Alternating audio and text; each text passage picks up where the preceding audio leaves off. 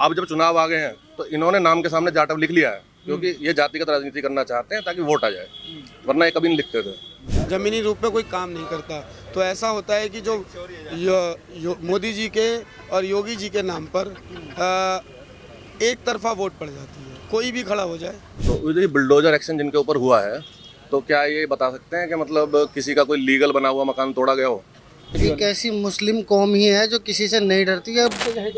उत्तर प्रदेश में 9 विधानसभा सीटों पर उपचुनाव हो रहा है, जिसको लेकर घमासान जारी है। सभी पार्टियां एक दूसरे के ऊपर हमलावर हैं, आरोप प्रत्यारोप का खेल चल रहा है। लेकिन इसी कड़ी में इसी बीच हम पहुंचे हैं गाजियाबाद की सदर सीट पर, जहां एक दुकान है। उस दुकान पे बहुत सारे युवा साथी बैठे हुए थे। हमने सोचा इन लोगों से आइए चर्चा करते हैं चुनाव को लेकर और जानने की कोशिश करते हैं कि सूबे के मुख्यमंत्री योगी आदित्यनाथ गाजियाबाद आने वाले हैं और गाजियाबाद आकर गए हैं, और अखिलेश यादव भी आए थे। दोनों नेताओं को लेकर क्या कुछ सोचते हैं, बीजेपी और सपा को लेकर लोग, युवा जो यहाँ के खासकर वो क्या सोचते हैं, चुनाव में ये जो उपचुनाव है उसको लेकर लोग क्या कुछ सोच रहे हैं, और क्या कुछ आगे गाजियाबाद की जो जनता है, जो युवा है, वो किसके ऊपर भरोसा और विश्वास जताने वाले। तो आइए चर्चा की शुरुआत करते हैं और इन्हीं लोगों से बातचीत करते हैं, मुखातिब होते हैं और जानने की कोशिश करते हैं कि आखिर में क्या कुछ रुख है इन युवाओं का। भैया क्या नाम पड़ेगा आपका, शुभ नाम क्या है और क्या स्थिति देख रहे हैं सदर गाजियाबाद की सीट पर? मेरा नाम सर अमन दुबे है।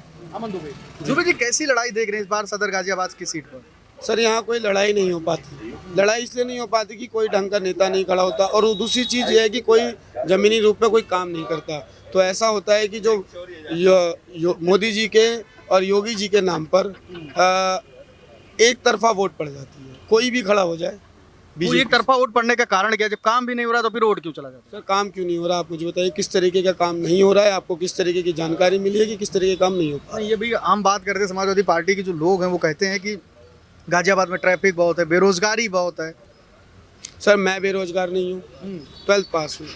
मेरे दोस्त बेरोजगार नहीं हैं, जो 2014, 15, 16 से पहले पूरे बेरोजगार थे। सब किसी ना किसी के पास किसी ना किसी तरीके का काम है। अखिलेश यादव बार बार एक बात का आरोप लगाते रहे हैं कि जिनको विकास करना था जनता को, वो बुलडोजर लेके सबका घर ही गिरा दे रहे हैं। सर किसी एक का गिराया या किसी एक तख्ते का गिराया, वो तो ये कहते हैं किसी एक तख्ते के पर खाली निशाना मारते नहीं, कौन किसके ऊपर नहीं गिराया। मेरा नाम अमन दुबे है, मेरा नाम अमन दुबे है, और विकास दुबे के ऊपर इतना बड़ा हुआ था तो मैं क्या उनके खिलाफ हूँ? नहीं खिलाफ हूँ।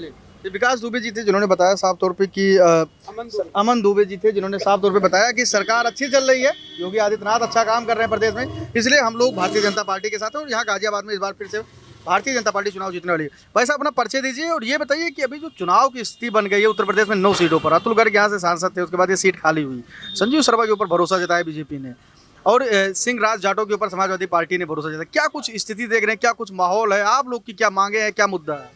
जी, मेरा नाम विनीत त्यागी है। आपने जो पूछा यहाँ प्रत्याशियों के बारे में, देखिए जी, जनरल पब्लिक ना तो ज़्यादा संजीव शर्मा जी को जानती है, ना सिंहराज क्या बताऊँगा, हाँ नहीं, यही मैं कहने वाला था इनको। ये तो हमारे विजयनगर के ही हैं सिंहराज जाटव जी, लेकिन अब जब चुनाव आ गए हैं तो इन्होंने नाम के सामने जाटव लिख लिया है, क्योंकि ये जातिगत राजनीति करना चाहते हैं ताकि वोट आ जाए, वरना ये कभी नहीं लिखते थे। क्योंकि इनकी पॉलिटिक्स का प्रोपेगेंडा यही है कि आप जाति के नाम पे वोट बटोरो, समीकरण जोड़ो, इस जाति और इस जाति की इतनी वोट है, इतने % वोट है तो ये जुड़ के हमें मिल जाएगी। क्योंकि काम ना तो सिंहराज जी को तो मैं क्या कहूँ कि ये कभी रहे नहीं है किसी पद पे।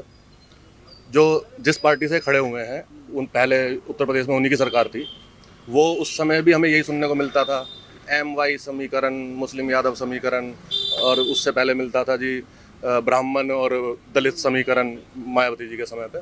इस चीज़ से हम उब चुके हैं, मोस्टली लोग उब चुके हैं। ये जाति के नाम पे समीकरण जोड़ जोड़ के जो राजनीति होती रही है, राजनीति हो काम के ऊपर हो, प्रदेश की 25 करोड़ जनता के लिए संबोधन किया जाए।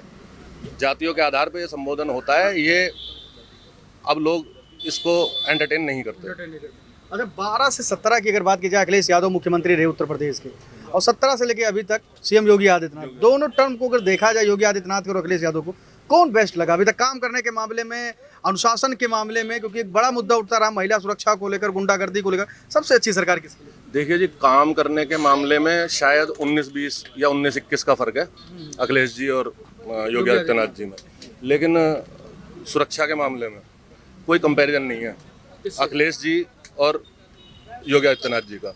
अखिलेश जी के समय सुरक्षा के नाम पे सब राम जी के भरोसे था। हर किसी की सुरक्षा राम जी के भरोसे थी। योगी आदित्यनाथ जी जब से आए हैं, इस चीज़ को उनका कोई विरोधी भी होगा, ये वो भी डिनाई नहीं कर सकता कि लोगों को सुरक्षा उस समय से अब बेहतर है।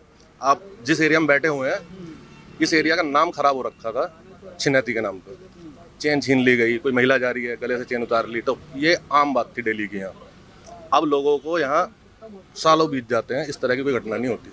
तो ये तो हम अपने गाजियाबाद की भी नहीं, मैं अपने विजयनगर क्षेत्र की बात कर रहा हूँ। यहाँ पे इतना फर्क है जब से अखिलेश जी की सरकार गई है और योगी आदित्यनाथ जी की आई है। तो सुरक्षा के मामले में तो ये बहुत ऊपर है उनसे। कार्य के मामले में मैं मानता हूँ कि थोड़ा बहुत बेहतर है। सरकार अखिलेश यादव ने भी बढ़िया किया था। उन्होंने भी ठीक ठाक किए कार्य, जैसे कि उन्होंने ये जो MMG है जिला अस्पताल, इसकी नई बिल्डिंग बनवाई। अखिलेश यादव जी एक आरोप बार बार समाजवादी पार्टी के जो मुखिया अखिलेश यादव बार बार आरोप भारतीय जनता पार्टी और योगी आदित्यनाथ पर लगाते हैं कि धर्म की राजनीति कर रहा है, धर्म की राजनीति को बढ़ावा दे रहे हैं। कभी कह देते हैं कटेंगे तो बटेंगे, कभी हैदराबाद पहुंचते हैं तो निजाम को कहते हैं कि असुद्दीन ओवैसी की हालत निजाम जैसी हो जाएगी, पाकिस्तान भाग जाएंगे।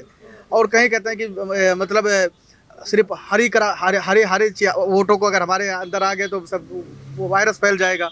देखिए जी, पता नहीं वोटों का कलर कहाँ से आया है। वोटों का तो कोई कलर नहीं होता, ना इंसान का होता। हरा रंग सिर्फ मुसलमानों का नहीं है और भगवा रंग सिर्फ हिंदुओं का नहीं है। हर रंग हर किसी का होता है। तो इस बारे में मैं कुछ नहीं कहना चाहूँगा। ये बुलडोजर नीति को लेकर क्या कहेंगे? क्यों कह रहे हैं कि बार बार बुलडोजर चलवा दे रहे हैं समाजवादी पार्टी के कार्यकर्ताओं के ऊपर, गरीबों के ऊपर, जो दलित समुदाय से लोग आते हैं उनके ऊपर चलवा दे रहे हैं। हाँ, तो ये बुलडोजर एक्शन जिनके ऊपर हुआ है, तो क्या ये बता सकते हैं कि मतलब किसी का कोई लीगल बना हुआ मकान तोड़ा गया हो?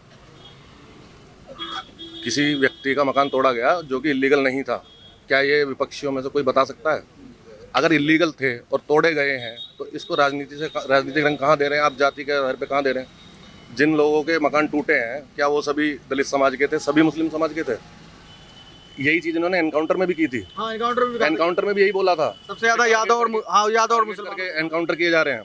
लेकिन क्या उसके अंदर यादव और जो मुस्लिम थे उन्हीं के एनकाउंटर हुए थे? बदमाशों के, हर जाति के थे, गुजर भी थे, पंडित भी थे, द्विवेदी वगैरह, दुबे, विकास दुबे। तो जो क्रिमिनल है उसके खिलाफ तो पुलिस कार्रवाई करेगी और कर रही है, तो ये अच्छी बात है, बुरी बात नहीं है। सरकार को लेकर लोगों की एक सोच जो यहाँ सामने आ रही है वो ये है कि योगी आदित्यनाथ जो सरकार है अच्छा काम कर रही है डेवलपमेंट के भी कार्य, लेकिन अनुशासन के मामले में उनका कोई तोड़ नहीं। अखिलेश यादव कहीं दूर दराज तक भी नहीं टिकते, सब राम भरोसे था अखिलेश यादव की सरकार में। और भी कुछ लोग हैं, इनसे भी बातचीत करेंगे। क्या नाम भाई आपका? दिनेश शर्मा। दिनेश शर्मा जी। दिनेश जी, कैसे देखते हैं चुनाव है आप लोगों के यहाँ इस बार, क्या कुछ स्थिति नजर आ रही है? बढ़िया है साहब, हम तो यही चाहते हैं योगी जी आए। योगी जी आए, क्यों आए योगी जी? अरे बहुत अच्छा काम करा है उन्होंने, और क्या कह रहे हैं, बढ़िया काम कर रहे हैं। बहुत बढ़िया काम कर रहे हैं। देखो सब में पूरे मतलब गरीब आदमी को योजना दे रहे हैं, सब कुछ दे रहे हैं, सब कुछ मतलब ये सब बढ़िया चल रहा है, सब बढ़िया चल रहा है। गाजियाबाद में फिर से बीजेपी जीत रही है। बीजेपी जीतेगी सर। भाई साहब, आपका क्या नाम पड़ेगा? मुस्तकीम जी। मुस्तकीम जी, आप ही की बात हो रही थी अभी कि मुस्लिम बिरादर काफ़ी, अखिलेश यादव जी कहते हैं डरा सहमा है, मुस्लिम बिरादर को एक तरफ से अलग सलग कर दिया है बीजेपी गवर्नमेंट ने। आप कैसे देखते हैं इस पूरे मामले को? मतलब मेरी समझ में नहीं आता, डरा सहमा क्या कौन रहा है, किससे डर रहा है? डर कह रहे हैं कि बीजेपी सरकार से अखिलेश यादव करें कि एक ऐसी कौम है जिसके ऊपर हमेशा से लगातार निशाना साध रहे हैं ये लोग बीजेपी। एक ऐसी मुस्लिम कौम ही है जो किसी से नहीं डरती है। मैं तो कहता हूँ सभी कौम ऐसी हैं, कोई किसी से ना डरता है, ना किसी को डरने की ज़रूरत है। कोई किसी का चोरी का नहीं खाता, कोई किसी के घर से छीन के नहीं लाता। चोर डरने की जरूरत किसी को नहीं है। ये हमारा हक है, मेरा हक है, मैं जिसे चाहे वोट दूं, चाहे मैं बीजेपी को दूं, चाहे मैं कांग्रेस को दूं, चाहे मैं अखिलेश को दूं, किसी को भी दे सकता हूँ। इसमें ना मुझ पर कोई जोर दे सकता है, ना किसी का कोई दबाव है। ये अपनी मर्जी है, हम किसी को भी वोट दे सकते हैं। खुली आज़ादी है देश में, सबको है। क्या देखते हैं इस चुनाव को? यहाँ क्या कुछ होने वाला है? लहर तो बीजेपी की ज़्यादा सुनाई देती है, ज़्यादा दिखाई भी देती है। बाकी दिखाई ये भी देता है कि टक्कर जो थोड़ी बहुत देगी तो अखिलेश पार्टी और बीजेपी की रहेगी। कांग्रेस का नाम थोड़ा बीच में कम आता है, कम दिखाई देती है, कम सुनाई देती है। ज़्यादा अखिलेश और बीजेपी ही टक्कर पे है।